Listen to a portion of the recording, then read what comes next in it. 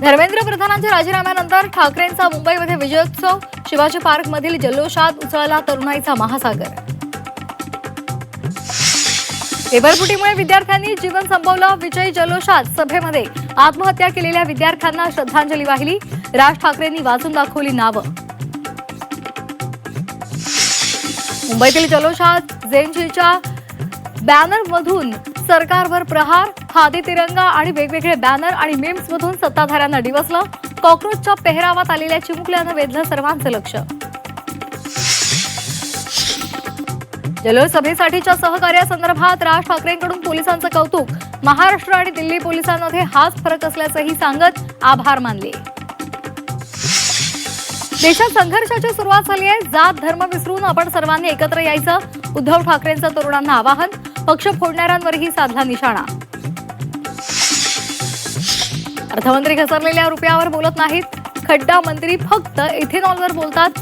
उद्धव ठाकरेंचा निर्मला सीतारामन आणि गडकरींवर घणाघात.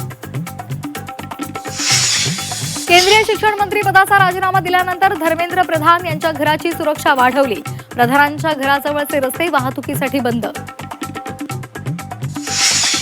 धर्मेंद्र प्रधान यांच्या राजीनाम्यानंतर प्रल्हाद जोशींकडे केंद्रीय शिक्षण मंत्री पदाची जबाबदारी. प्रल्हाद जोशींनी केंद्रीय शिक्षण मंत्री पदाचा पदभार स्वीकारला. धर्मेंद्र प्रधान यांचा राजीनामा हिटलरला झुकवल्याच्या आनंदासारखा. जसं वागाल तसाच अंत होणार. संजय राऊतांचा सत्ताधारी भाजपला इशारा.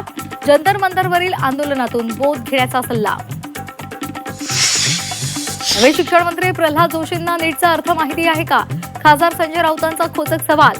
प्रल्हाद जोशी जास्तीत जास्त कोळसा मंत्री होऊ शकतात, राऊतांचा टोला. धर्मेंद्र प्रधानांवर सदोष मनुष्यवधाचा गुन्हा दाखल करा.